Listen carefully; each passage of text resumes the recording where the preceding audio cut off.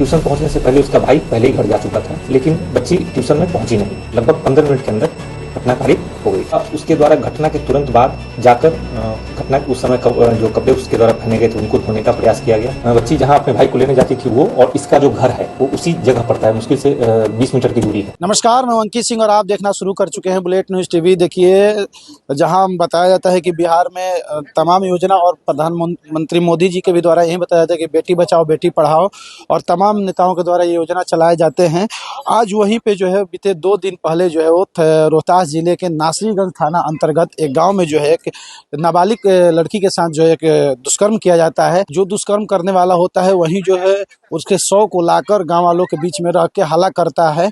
उसी तमाम घटनाओं के बारे में जब पुलिस महोदय को जब रात में पता चला तो घटना पे जांच करने के लिए पहुंचे, और 2 दिन के बाद जब वो सारे समस्याओं पे जो सारे समीक्षा हुई उन सब पे जो निष्कर्ष निकल के आया, आज उसके ही बारे में जो प्रेस कॉन्फ्रेंस कर रहे थे तो बताया ये जा रहा था कि जो व्यक्ति हल्ला किया था वही जो है इसका अपराधी निकला। तो देखिए, बात यही है कि तमाम आप दूर दराज के लोगों से बच सकते हैं, लेकिन आपके ही जब गाँव में, आपके ही जब मोहल्ले में इस तरीके के दरिंदे पल रहे हैं तो आप इनसे कहाँ बच के जाइएगा। जहाँ पर बेटी पढ़ाओ बेटी बचाओ के बात की जाती है, आज उसी बेटी का जो है इस तरीके से हत्या कर दिया जाता है। और उस पर महज नाबालिग 12 साल की उम्र की लड़की बताई जाती है जो कि ट्यूशन पढ़ने जा रही थी, और ट्यूशन से पढ़ के जब आ रही थी उसके साथ इन तमाम घटनाओं को अंजाम दिया गया।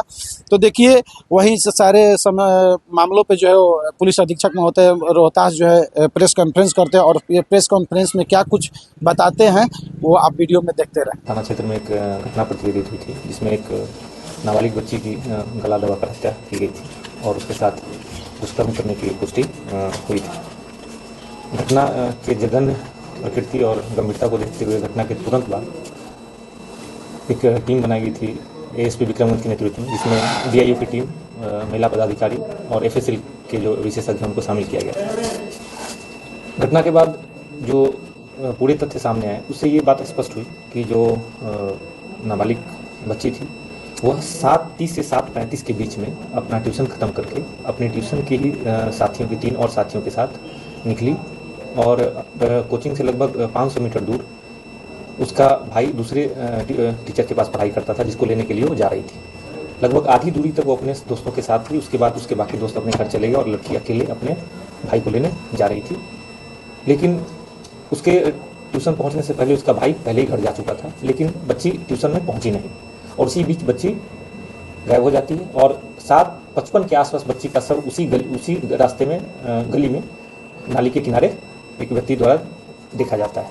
उसके द्वारा वहीं पे खड़े लड़कों को सूचना दी जाती है। जब उनके द्वारा पहचान की जाती है बच्ची की, उसके परिजन आते हैं, उनके द्वारा प्राथमिक उपचार के लिए जाया जाता है, जिसके दौरान स्पष्ट होता है कि बच्ची की मृत्यु हो चुकी है।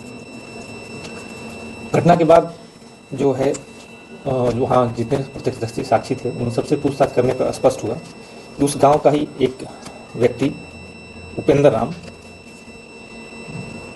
मृतका के आने से जस्ट 10 मिनट पहले उसी रास्ते को क्रॉस करके आ रहा था जहां 2 लोगों ने उसे देखा था, और वही पहला व्यक्ति था जिसने बच्ची के वहाँ होने की सूचना वहाँ के लड़कों को दी थी।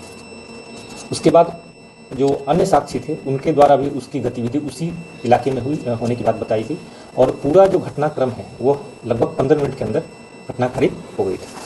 उसके बाद जो उपेंद्र राम से और गहनता से पूछताछ की गई और उसके शरीर, उसके कपड़ों, सब चीज़ों का अवलोकन किया गया, तो उसके शरीर पे जो संघर्ष के निशान, जख्म पाए गए, और घटनास्थल पर जिस तरह के की झाड़ियाँ और जिस तरह के पेड़ थे उससे जो जख्म होते हैं वो उसके शरीर पर पाए गए।